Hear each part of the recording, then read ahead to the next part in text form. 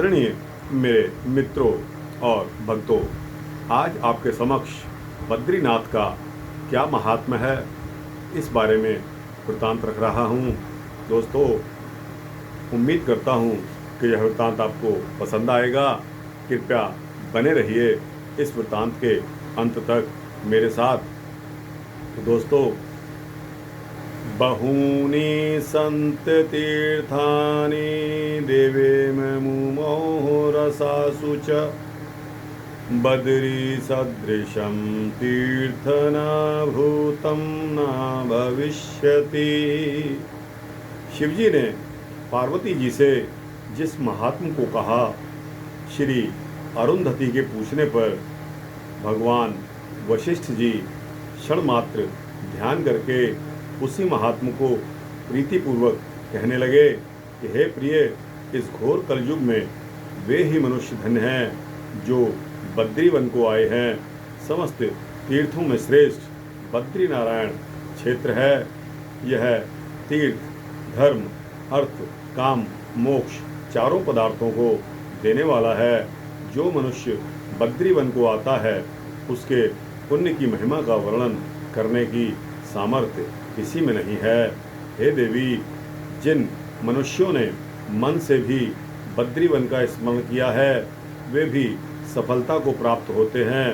हे अरुंधति, जो मनुष्य बद्रिकाश्रम में वास करते हैं, वे साक्षात विष्णु के रूप हो जाते हैं।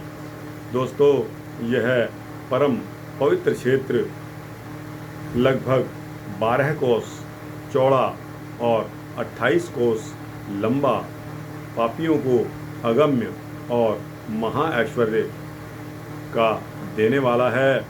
जो मनुष्य बद्री विशाल का मन से भी स्मरण करते हैं, उनको भी वहाँ का निवासी ही जाना जाता है और मरकर उनकी मुक्ति होती है।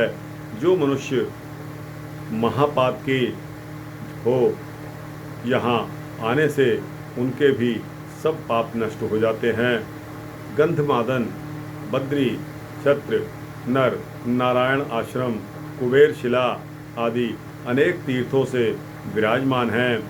सब देव समूह से युक्त और अनेक मुनियों से शोभायमान हैं। मनुष्य प्रसंग से ही बद्री बद्री कहता है, उसके सभी पाप नाश हो जाते हैं। हे सुभगे, यहाँ देवताओं को दुर्लभ वन्य तीर्थ से निकली हुई उष्ण जल की धारा उस मनोहर स्थान में स्थित है, जो तप्त कुंड के नाम से प्रसिद्ध है। जो मनुष्य बद्री नारायण के नैवेद्य प्रसाद को मोह से त्यागता है, उसको चांडाल से भी अधर्मी और सब धर्मों से बहिष्कृत जाना जाता है। दोस्तों, जिस नैवेद्य को स्वयं लक्ष्मी जी पक्व करती हैं और श्री नारायण जी भोग कराते हैं, उसे चांडाल के स्पर्श करने पर भी कुछ भी दोष नहीं होता। जिसने श्री विष्णु भगवान का नैवेद्य प्रसाद ग्रहण किया, वही संसार के पर ब्रह्म रूप हुआ। जो बद्री नारायण की मूर्ति को मन से भी स्मरण करता है, वह सब पाप, सब तप कर लेता है, मानो उसके सारा तप कर लिया हो। जिसने मासा भर भी सुवर्ण या चांदी उस स्थान में दान दे दी, उसने तीव्र तप किया और संपूर्ण पृथ्वी दे दी। पितरों के निमित्त जिस मनुष्य ने कण मात्र भी जल दिया, वह बड़ा ही भाग्यवान होता है। जिसने घोर कलयुग में बद्रीवन ब्रह्मकपाल में पितरों के निमित्त पिंडदान तर्पण किया, उसने सब कुछ कर लिया। यही पितरों की मुक्ति का मार्ग है। हे प्रिया, वे मनुष्य धन्य हैं जो बद्रिकाश्रम को गए हैं। मनुष्य रात दिन कहता है कि बद्री नारायण को जाऊंगा, वह भी दर्शन का स्थान है और वह भी दर्शन का भागी होता है। दोस्तों, इस घोर कलयुग में सब प्रकार के पुरुष को बद्रिकाश्रम में वास करना चाहिए, जो कि पापियों को भी मुक्ति का दान देने वाला है। इसके समान काशी, कांची, मथुरा, गया तथा प्रयाग, अयोध्या, अवंतिका, कुरुक्षेत्र इत्यादि कोई भी तीर्थ नहीं है जहाँ की बद्री वृक्ष से शोभित पवित्र भूमि से सब पापों का नाश करने वाली साक्षात गंगा जी बहती हैं और संपूर्ण पाप नाशक विष्णु, ब्रह्मा, रुद्र, गंधर्व, अप्सरा, किन्नर, गुहाक और राक्षस आदि विष्णु में तत्पर मन से स्थिर हैं।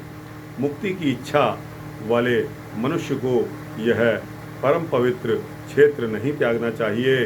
जब तक इंद्रियों की शुद्धि है, जब तक शरीर में शिथिलता प्राप्त न हो, तब तक महात्मा पुरुषों को बद्री नारायण यात्रा के जाने में विलंब नहीं करना चाहिए। बद्रिकाश्रम में चलकर चरणों की सफलता प्राप्त करें और बद्रीनाथ के दर्शन से नेत्र सफल कर विष्णु पद को प्राप्त होना चाहिए। जो मनुष्य बद्री विशाल को भक्ति से नमस्कार करता है, उसके सभी पाप क्षय होकर उसे सायुज्य मुक्ति प्राप्त होती है। तो दोस्तों, यह सूक्ष्म वृत्तांत रहा आपके समक्ष श्री बद्रीनाथ धाम का।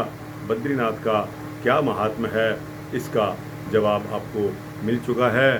दोस्तों, अच्छा लगा हो तो इसको लाइक और शेयर अवश्य करना। इस चैनल को सब्सक्राइब करेंगे तो इसी तरह के धार्मिक वृत्तांत आपको मिलते रहेंगे।